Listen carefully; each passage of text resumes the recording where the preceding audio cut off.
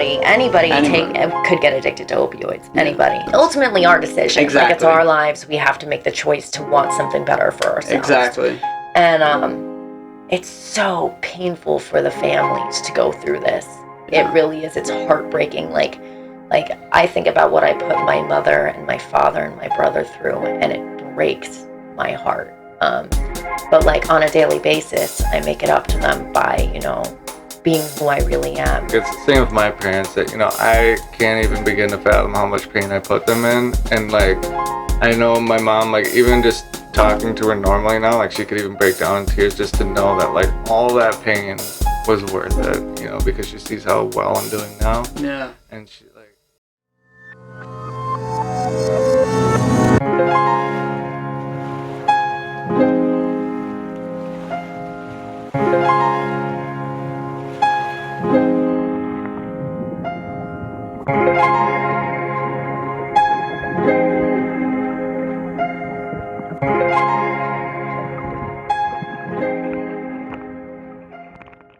Hello, guys. Hey. Hi.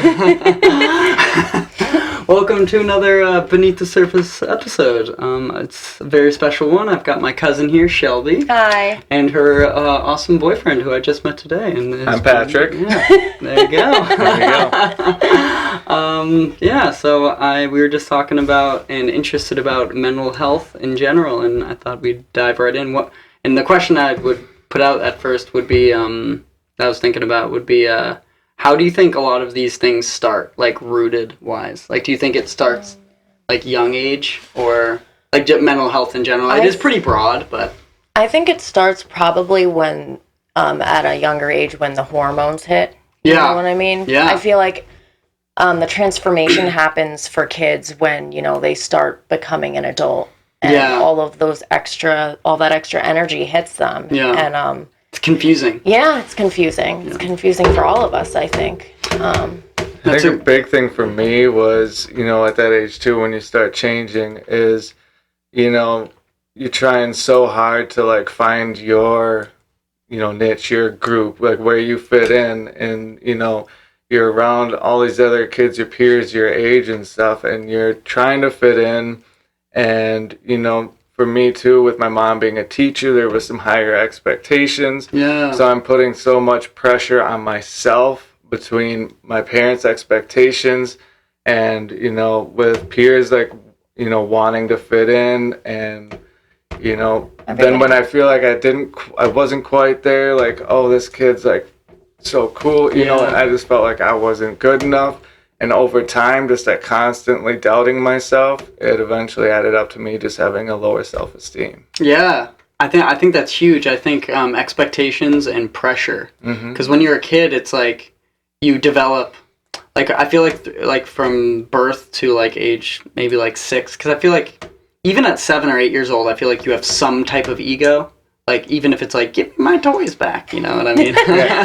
But like, I think at that age, it's like, there's this confusion mixed in and you don't know who the hell you are really and what you want to do, and so you kind of go and compare yourself to these other people, and a constant comparison is just an unhealthy thing, especially on a with like heavy dosages of that kind of thing. I think the problem is it's almost like human nature to compare ourselves to other people. But then like there's a similar story with us. I mean, I remember being younger and wanting to fit in and not quite being able to fit in. And when I was younger, I was tortured by like my classmates. Yeah. And I remember my mom would move me from school to school to school to school because I would come home and I was just totally alienated from like these kids. Yeah. And to like feel like you never quite belong anywhere, you know what I mean? And to have nobody to talk to, I feel like eventually like you find a substance that makes you comfortable in your own skin and you run with it. You're like, you feel like you're the top of the world and it kind of just takes a hold of you. And after time, you just emotionally, mentally, and physically just become attached to the idea of not wanting to be yourself and, being in this separate reality. Yeah. It kind of becomes your crutch. Like I know the first time I drank, I know everyone says it, but it's they say it for a reason. It's true.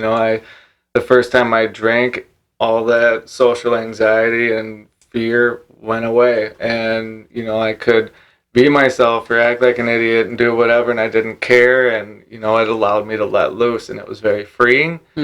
And so it became a crutch. It became like every time I go into a social situation, I need to drink first because I need to be comfortable. Yeah. So then it got to the point of even like, oh well, I'm going to school today, I have to drink. I need to get something because I want to be comfortable. I want to be able to talk to people. I want to be accepted myself. So then it becomes a part of who you are when it changes you to somebody who isn't you at all. Wow. And it's like, so but it kind of transitions from a want to a need. Yeah. Right? Like you emotionally. I remember it happened for me first emotionally. Yeah. When I was like around 15, 16 years old with weed even. Yeah. I would be smoking weed every day, and when I wasn't high, I was depressed. Yeah. Wow, yeah. Yeah, and it just you graduate. You meet people who, have bigger and better things, and you finally graduate to something that, like, when you physically don't have it, your body goes into full-blown withdrawals, which is, like, worse than, let's say, if you ever had the flu. Yeah. So imagine the flu 5 times worse, and you knew that the only thing that would take it away would be to take this substance.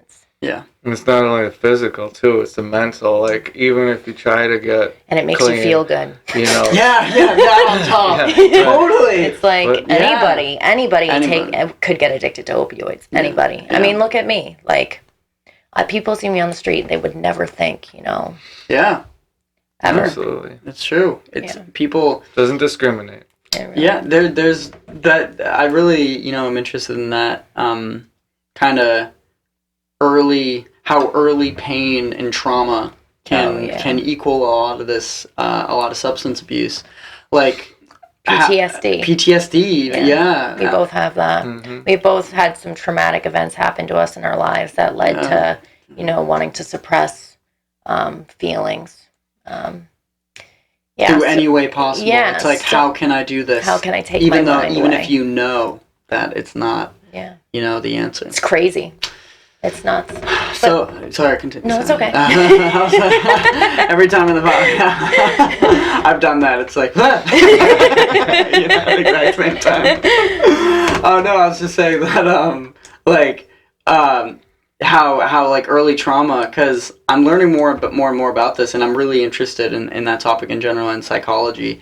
So I love talking about it, and how, like, you mentioned, like, bullying, but that's such an understatement. Like, you got tortured in your schools, and the idea of not belonging is one of the, like, feeling like you don't belong is one of the worst feelings anyone can have. I know. Like, genuinely feeling that. So, like, I can see how that can definitely lead to down a path of substance abuse. Yeah. And then my mom was taking care of our grandparents. Oh, yeah. Every day. Yeah. So I'd get home from school after being bullied all day, and I'd go home, and she wouldn't be home, and she wouldn't get home till 8:30, 9 p.m.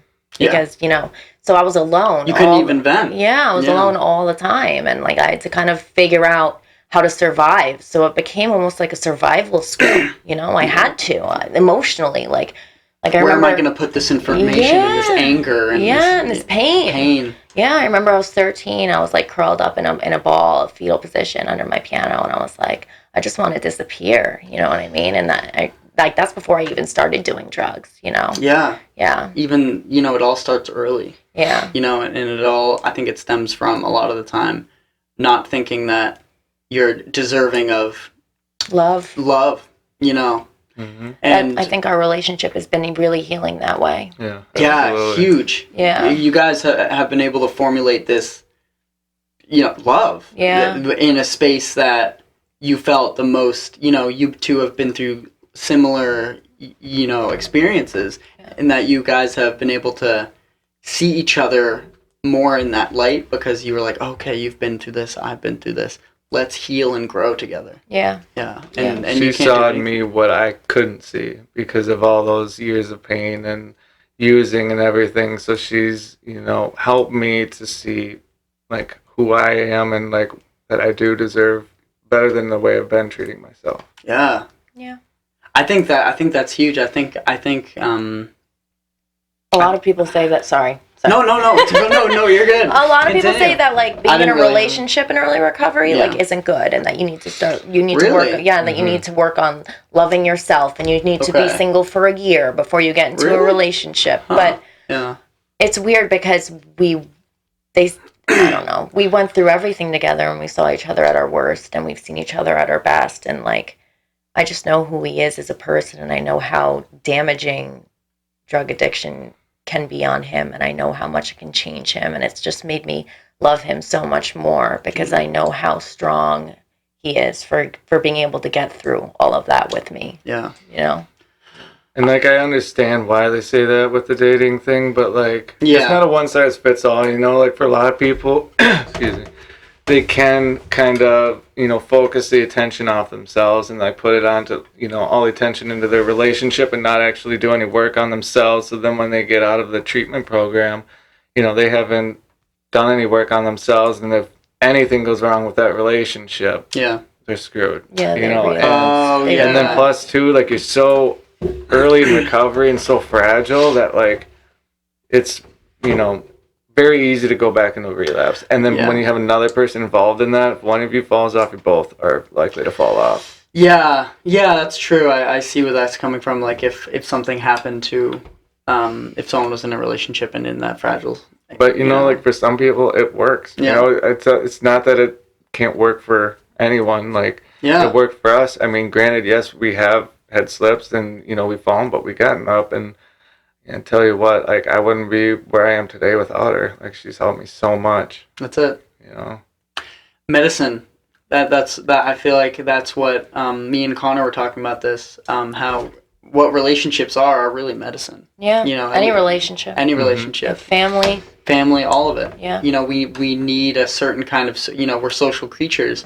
So when we find these people that we love and that we can open up to and be vulnerable with, connection, and connect with, it's like that heals better than anything. I agree. And laughter. Anything. And laughter. And that's like one of the things I remember with you and me the most, you know, growing up, is just how much we'd laugh. And I was like, and I was, you know, thought your laugh, I was like, and I still think is very contagious. Everybody says that. My laugh is ridiculous, guys. I love it. Just You'll see, I hope you've already seen actually we've laughed. Yeah, Oh no. Yeah, so it's really true how relationships, at least positive ones, are complete and utter medicine. But it's crazy. It's like toxic relationships can literally destroy your life. Yeah. Like just the same. It's like yin and yang. Just the same. Relationships are so powerful in people's lives, and that's why I think it's so important to have boundaries. You know what I mean? Yeah. To actually know somebody before you like actually get vulnerable with them. Yeah. I mean, that's why this is such a huge deal for me. Like, I don't know who's going to watch this. Like, my job doesn't know I was a recovering addict. Like, oh wow. Yeah, like I because I don't necessarily attach addiction to who I am today. Yeah. You know what I mean? Totally. Today I'm, you know, somebody completely different. It's crazy. You know, I work out an hour a day. I go to therapy. I care about myself. I love myself. I love the people in my life. I'm a good sister, brother, sister, friend, daughter, you know what I mean? Yeah. And it's like completely two different people. Like, I can't even. Never going back. Yeah. That's the thing, and that's the best way, I think, is because it's like you're acknowledging that you've been through these things, but you're not attaching it to it. It doesn't passing define through us. it. Yeah. It's like, that's why I don't want to go to meetings anymore. It's like, I understand how for some people that like going to meetings, they need that social interaction, that support, and like, you know, I might go once in a while just to get that little bit of social interaction, but at the same time, it's like they make it seem like you have to go to these to stay sober, otherwise you're screwed, and you have to do these certain steps and do this and that. Like, I get it, it works for some people. If it works for you, keep doing it. But for me, like with those meetings, it like, I don't want my life to revolve around being an addict and to like that be the, you know, defining focus of my life. Like, I'm going back to school, starting school this week. Like, I work, I exercise, like I have all these healthy habits now. Like, I feel great. You go to I'm therapy happy. too. I go to therapy too. And, you know, I'm doing all these things, and like I'm finally moving forward in life. Like, finally able to go back to school, sober, so I can actually take it seriously. I'm excited about what I'm going for. Totally. You know, it's like I'm you have excited. That fire. Yeah, exactly. We have a plan for our lives. You know, I don't have so to. Exciting. I don't have to go to a meeting to like have hope now. Like I can live my life and have hope again. And so it's like I don't want to go to this meetings constantly. Well, that's another thing. Focus. It's like these treatment centers that people. I've been to 9 treatment centers. Wow. Okay. Yeah. 9 treatment centers, 5 outpatients. I don't know much about the treatment centers. Is it months long or is it weeks long? Or? I mean, it really depends. Most of them are 28-day programs. 28 days. Okay. And I think it's because they want you to go in, they want you to come out, they want you to relapse, and they want you to come back. Wow. Yeah. Wow. Wow. And not only that, and that's pretty. I don't know. But that's with, might not be with all, it might be with most. It's same with everything. There's good and bad. And then every treatment center, it's like you need to do the 12 steps. You need to go to meetings, and they push. That's the only way you're going to get better in every single one. And totally. The last treatment center I went to, Hazelton, my therapist tried to find a different approach as to what was wrong with me. Yeah. Because he was like, this girl's been to 8 treatment centers. Yeah. She's been homeless. She's been to outpatients. She's lived in sober houses. Like, what is wrong? Why does she keep real? I mean, he really dug deep because he wanted to figure out. He didn't want me to die. He cared. He cared, exactly. Yeah, it wasn't just monetary. Yeah, exactly. And he was able to put something like a completely different perspective onto what was going on with me than anybody else could, and that was that I was suffering from borderline personality disorder, which is a mental health that I know you suffer from. The symptoms are usually, not being able to have long-term relationships, self-harm, drug addiction, like all the symptoms of being an addict, but it's very difficult to figure out if you have borderline, if you're using, because because there could be a lot of things. They're the same symptoms. But he said if she lives to 24 years old, or the borderline usually subsides when your prefrontal cortex is fully developed in the brain, which is your decision making. Yeah. And it's weird. And how old are you? I'm 25. Yeah. And it's weird. It's like I don't think about getting high anymore. Wow. I don't have any cravings at all. It's like my decision-making skills are completely different. Clarity. Yeah, I think about things differently. It's like really freaking That takes strange. so much. Like I don't even know. I can't even imagine like climbing that mountain because it's just it seems endless, but then you did it. Yeah. So it's oh my god, it was like never still doing it. Yeah. But the worst is over. Yeah, you know what I mean? Like totally. Thank the Lord. Yeah. Like, you're still, we all have these things, but I was curious. I wanted to ask about how intense are triggers? Is that like that's a thing for addicts when they're like, if like something's brought up, right? I was gonna ask about. You can talk about that. Yeah. I don't know. It kind of depends. It depends on the situation. Right? Yeah, I think the one of the best things that I did with getting clean was getting out of that familiar and comfort zone of Minnesota. Yeah. And because living in Minnesota, I was always around. Whether it was my parents' house or in the cities where I'd see all these places of like, oh, I used to, shoot up in the bathroom, or this happened there. I did this here. I met this guy here. It was a bunch of those like reminders of that using life, and it just kept my mindset kind of like stuck in that, using mentality, just because of all those little reminders. So, getting out of Minnesota, getting a fresh start out here, I'm looking at everything new. I don't have a reminder of like, oh, this happened here, whatever. Yeah. It's like everything's new, and I love it. That's fantastic. It was. I know they say you can't run from your problems, but like I wasn't running from my problems. I just wanted to change the scenery. Yeah, that's all it was. It was taking responsibility. Yeah, and like it's been wonderful. Huge. The last 2 years have been awesome. They have. What was I gonna say? Gosh dang it. That's really phenomenal, man. Yeah. That's I the amount of admiration that I have for both of you, that you're taking that responsibility, and that you're like, wow, like this is a problem, and I fixed it, and I'm fixing it right now. It's always a process, and Yeah, I think that it takes a very, very strong spirit to withstand something like that. Yeah, and come out yourself And again. come out the same person as you were before. Yeah, But even better, stronger. Yeah. Even, an evolution occurred. Yeah. Mm-hmm. And because addiction is something that's spreading, right? It's like, oh my God, people, especially I've known right? 5 people that have died within the past year on Long Island. Because of a heroin. Because of heroin overdoses, yeah. But the thing is, it's not heroin anymore, it's fentanyl. Fentanyl. Yeah, and it's like literally a microgram, like a dot of sand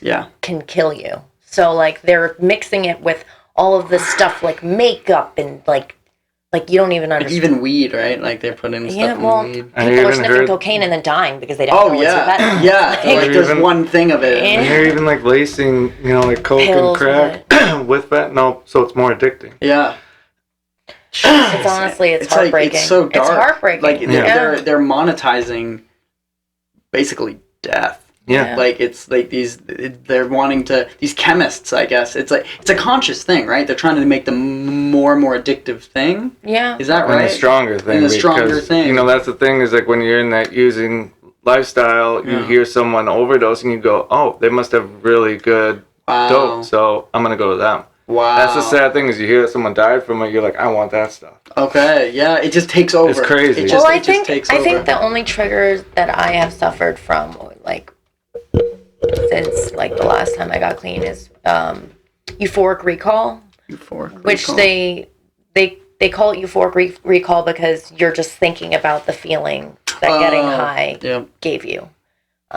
You mentioned it in dreams sometimes, like you wake up from a dream, like almost thinking that you got high in a dream, and you like almost feel like it.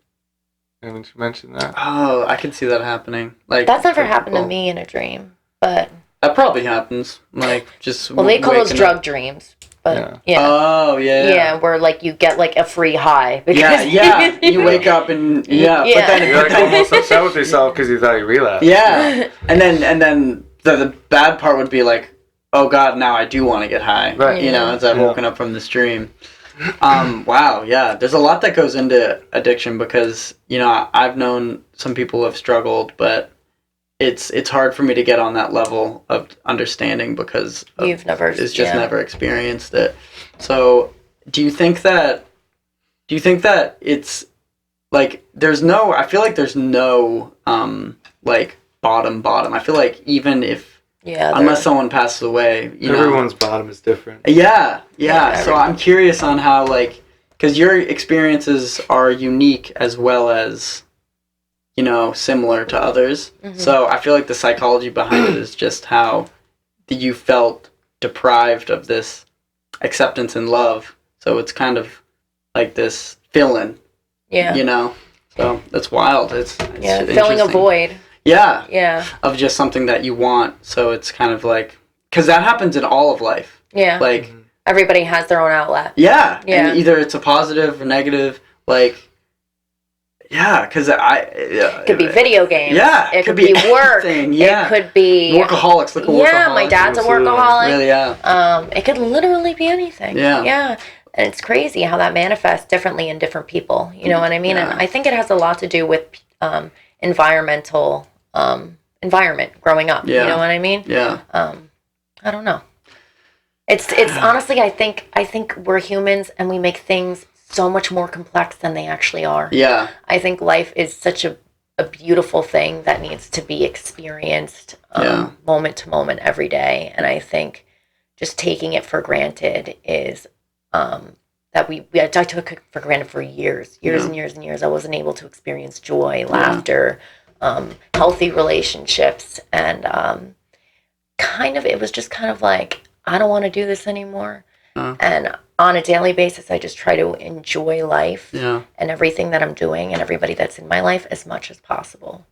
That's literally just what I do on a daily basis. I don't even think about it like that anymore. That's good. Yeah. Yeah, it's just part of the fabric of how you live now. Yeah. Do you did you have a moment? Like, did you have a certain moment in your? I know. Yeah, I did. You did. Okay. Oh yeah. You don't have to. I was like, I can't even. I was sitting on my bathroom floor, and I was like, I can't even do this anymore. I couldn't even get high anymore. Really? Yeah, I couldn't. There was nothing left. It was just... After 9 hours of sitting on the bathroom floor trying to get high. Oh my god. Yeah, and that was it. That was a nightmare. That was it. You were like, all right, I'm changing. I'm done. Yeah, yeah, you're like, fuck this. Yeah. I couldn't even get high anymore. Jeez. So that was the moment. Yeah, that was my moment. After years and years of killing myself and, torturing the people I loved. And that's another thing is that, like, when you're in addiction, you're not thinking about anybody else but yourself, and like you want to hide your addiction from other people because you don't want to stop. Yeah. And when other people that love you know that you're using, they want you to stop. But they don't know that they can't make you stop. But they try to make you stop by putting roadblocks in your way. Even though you could anytime, basically, right? It's ultimately our decision. Exactly. Like, it's our lives. We have to make the choice to want something better for ourselves. Exactly. And it's so painful for the families to go through this. Yeah. It really is. It's heartbreaking. Like I think about what I put my mother and my father and my brother through, and it breaks my heart. But like on a daily basis, I make it up to them by, being who I really am. Yeah. And I think just like even calling my mom on a daily basis and telling her what I'm doing. Yeah. Like it makes her happy. I FaceTime her. Yeah. So she can see my face. Hey. Like, hey, Mom! Usually it's when I'm driving, which is not good. And she never is like, put the phone down, Shelby, you're driving. Hey, Mom! Yeah. No, that's great. That's I think a huge thing is you've built this relationship with your mom that you're like, hey Mom, I'm gonna call you every day. Yeah. I'm here for you. She's here for you. Yeah. And it does boil down to you making that decision. Yeah. That's huge. I'm invited to holidays now, which is pretty cool. Yeah. We're going to my mom's for Thanksgiving, and then we're going to my dad's for Christmas. It's phenomenal. No, it's the other way around. Yep, the other way around. And I think it's good for our parents too, because like it's the same with my parents that I can't even begin to fathom how much pain I put them in, and like I know my mom, like even just talking to her normally now, like she could even break down in tears just to know that like all that pain was worth it, because she sees how well I'm doing now. Yeah. And she like to know that the hell I put her through, and like all those nights crying, wondering if I was still alive, or getting called in the middle of the night that I got arrested again, and like just the trauma that I probably caused them. Yeah. That to know that like it was all worth it. Like I'm still here. I'm doing good. I'm going back to school. Like I've got my life back. Yeah.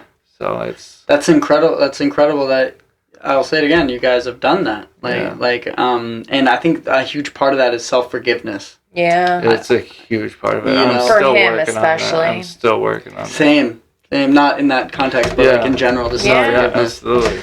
Because it's like I bring that. I feel like I brought this up on like other episodes of the podcast at least like once or twice. But I just this is one of the reasons why I started this podcast is because I think this is such an important thing to push.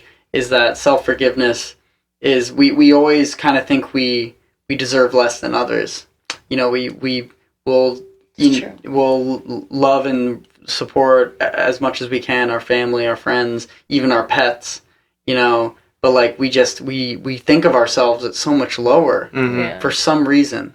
And some people think that like, oh no, most people have egos and they think they're the greatest, but I think the contrary. Yeah, people with egos think lowly of themselves. Yeah, that's the thing. People who seem like they do, it's like they actually have it worse. Yeah. You always have to lash out of insecurity, I feel like. Yeah. And I think that's the biggest thing that like addiction has given me and who I am is like I always want to know the why behind someone's behavior. Yeah. Like when there's always a why behind anybody's behavior, That's true. That's true. And to empathize with that person because that person is going through something. Like, there's always a cause and effect, always, with any kind of behavior. Like, no one's a dick just because they're a dick. Yeah, exactly. Maybe.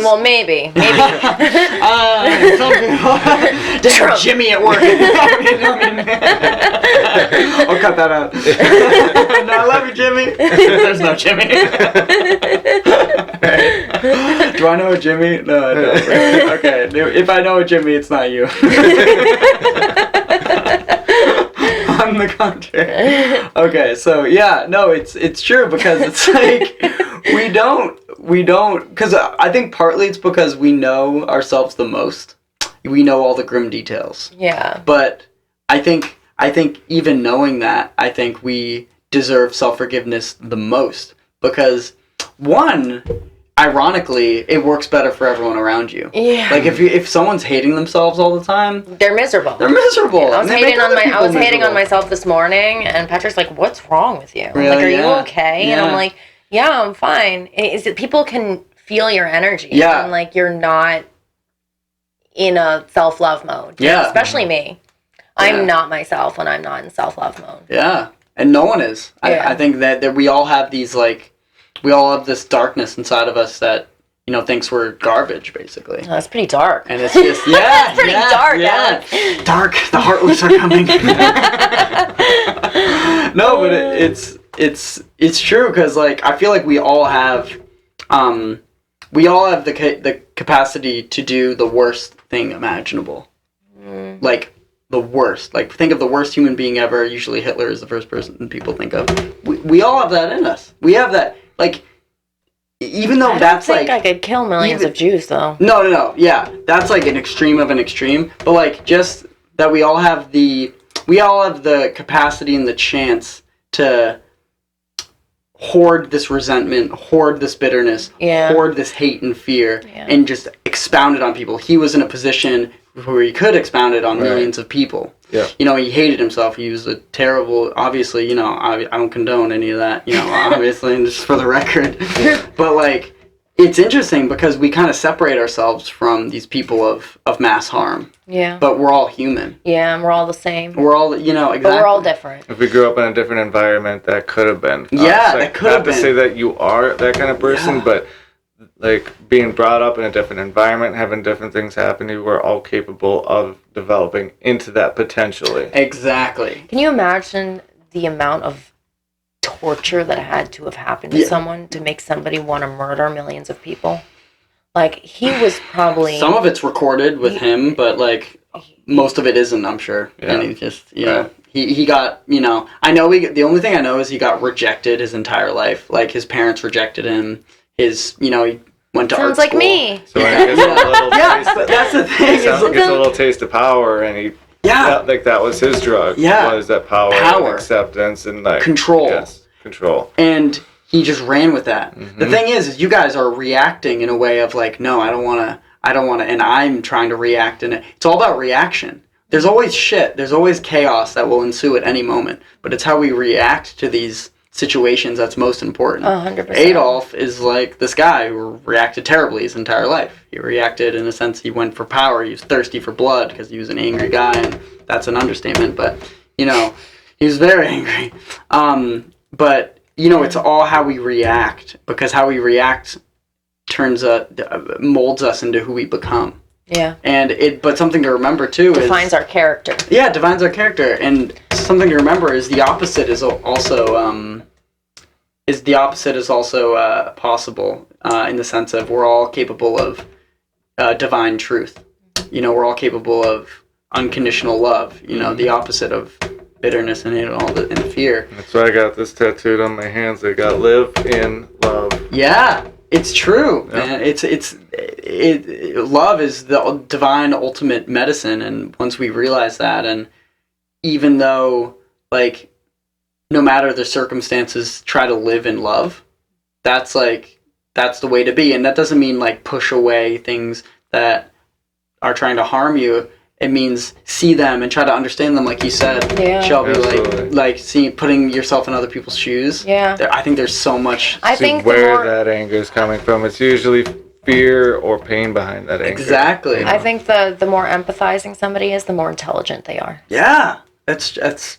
I think that's true too. 100%. Somebody who's able to look at the why behind, instead of just exactly reacting is more intelligent. Their brain is able to process better than those who just react, because they're analyzing the entire situation. Exactly, the big picture, because there's always a big picture. There's the surface and then beneath the surface. I like the wordplay. I love that. That's great. That was awesome. No, yeah, it's true, and I think that's for me. It's a personal, it's very personal for me. Self-forgiveness, it hits home because that's for a while in high school, I just hated who I was. No matter, even if I didn't do anything that day that was necessarily bad, I had this mindset, this kind of like game over mindset. Like, I remember in like third grade, I had this thought. I was like, Alex, okay, so these things are bad. These things are good to do. Just do the good things. And then, as a human being, I ended up doing some of the bad things.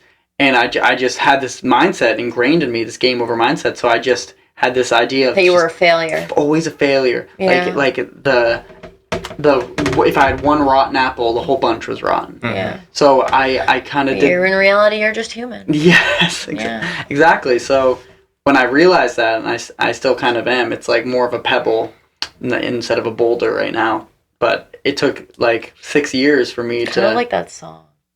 Is that a song? There's something about kicking the pebble and it's a boulder, like that rap song. Ooh. I'm gonna check that out. It took you 6 years. Yeah, it took me 6 years to, and I'm still working on it, but I didn't really enjoy high school, and I judged myself based on like a couple acts that I did years ago. Yeah. And I was like, wow, I'm trash. I would lose sleep, and it's like I would just hate who I was, and I think that's why I'm like, I think that's boiled, it culled who I became, a lot of the time. And I think that's why maybe I'm more of a friendly, nice person I like talking to strangers and being nice to strangers. I think maybe subconsciously it's because I want to be accepted like that. Yeah. Mm-hmm. So I really try to accept others quickly, forgive others quickly. Because I think maybe the reason is because I want that forgiveness from others. It's just what I want. So, but it's not, I don't, I'm sure that has some in play, but I also just really enjoy having nice conversations. Yeah. So I think it's a mixing pot. I don't think it's a selfish thing because I think it's something that has come from that and has created something that makes me actually happy, like making people smile and stuff like that. Because even it's not a bad thing to enjoy making people happy. Right. It's like, damn it, that guy smiled. You know what I mean? Yeah. It's like, doesn't make any sense. So enjoying that and learning why I've become who I am has freed me up to try to become what I strive to become through day-to-day life, and figuring out why I hated myself and why I didn't really enjoy who I was made me realize that, oh wow, I can become this much better and I can work on it. Well, it's crazy. It's like life is constantly about working on yourself. Yeah. You know what I mean? That's it. You should always be working on yourself your entire life. Yeah. You should always be trying to be a better person. Yeah. I mean, I think like my father is 63, I don't even know. Sorry, Dad. But, I have seen growth in him since I was 15 to now. Like, he has worked on himself over years, and he is a better person now because of that. And it's crazy as a child to look at your parent and be like, wow, like, you've done a lot of work on yourself. Yeah. Like that's pretty cool. You can see the growth. Yeah. And he's, older. Like, I'm 25. Like, I have the rest of my life. You have the rest of your life to work on yourself. And I think you're a pretty cool person, Alex. I do. Appreciate that. Absolutely. I do. I think I've known you since you were a little boy, and I've always thought you were the coolest kid. Thank you. Seriously. Your brother was always the one stealing the cookies out of the cookie jar. Truth comes out. And you'd be like, Alec! And you'd be like, William! My cookies! Yeah. Well, when I was at that age, and I so obviously now, it's like, you and my brother and William Johnson were like, because I was the youngest, I was like, these people are gods. It's like, I look up to these people. Yeah. And I really admired you then, and I admire you now. And Patrick, I don't really know you yet thoroughly, but I seriously, from what I know, it's like same thing. It's like you've both been through a lot of stuff, and basically a living hell. Yeah, absolutely. I'd rather go to hell than hell on earth. Yeah. And it's that was something that I listened to. in a podcast the other day. It was talking about how you can make, heaven and hell exists here. You can make life heaven or hell, and it's a reality here. Whatever we make of our day. Perception. Perception so and responsibility. I think taking responsibility ties in very well with meaning.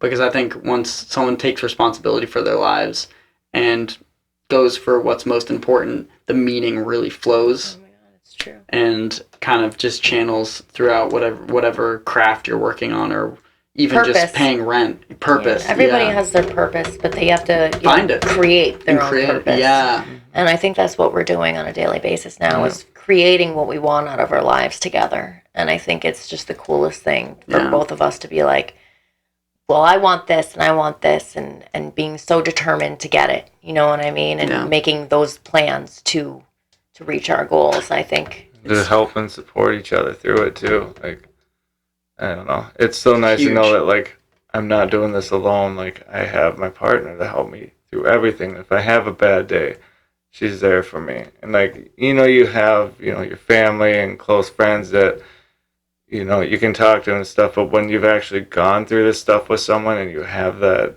deep emotional and physical connection, that, like, I can go to her for anything. And I know she's going to love and support me. Anything. Yeah. Yeah.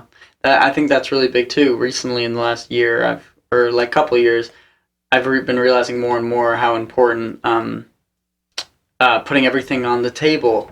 Even small things, because small things manifest and affect like you can tell. Like a lot of the time, if someone's mad at someone, I'd say like half the time, maybe even more. I don't know. There's no statistic that I know of, but it seems like that a lot of the time that anger, like, damn it, put away the orange juice, if someone raises their voice or whatever, something minuscule like putting away the orange juice. Usually if they're that mad at that, it's just like, they're mad at something else. Yeah. So, or it's like an escalation of like things that like you're hoarding. Yeah. Like straw that breaks the like camel's do back. the freaking dishes, babe. Yeah. Cook for you every night. Can you just do the freaking dishes? That's the example. And that's like with me, like my mom, like do the whatever, put away this, that. And that same thing with me. Like if I have a bad day, I'm sure I've lashed out at people for no reason. But the why behind it, Yeah, and just explaining and being like, wow, I shouldn't have done that. And explaining like I had a really shit day. Do you do therapy? Yeah.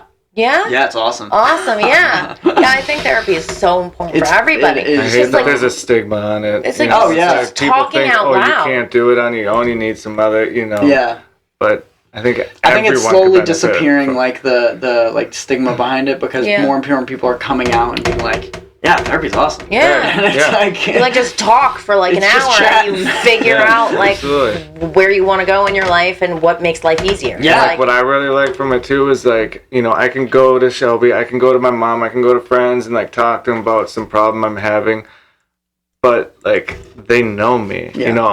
Their opinion is biased because they know me. I go to this third party who I can tell her about my problems and I can get an unbiased opinion. And I've started with this new therapist. I've only seen her twice, and like I've mentioned some things and she's given me input that I haven't got from anyone else because she has a point of view from the outside. It's like she's not involved with my life, so she can give me this other third party point of view, and I'm like, oh shit, I didn't even think about it like that. There's incredible value in having someone who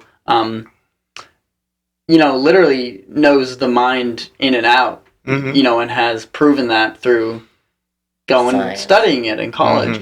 So there's benefit to both in telling your close friends and family things, but then telling someone who's professionally paid to know like how psychology works and how the brain this is works. Why you're reacting like that. It's like there's endless benefit. I think most people would benefit from therapy. All people. I think everyone could, I wouldn't know one person who couldn't benefit from it. Saying it's like, that's true. It's like everyone's going through shit. Yeah. So it's like, why wouldn't it help? Yeah. I agree. That's true. I think wow. Yeah, that was an easy 45. Yeah, that was an easy 45.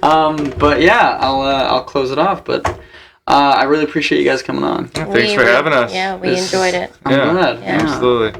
Thank you guys for watching. I appreciate you guys being here, and see you next time. Share his videos. Share his videos, guys. Very subtle. You heard her. Thank you guys so much. Bye.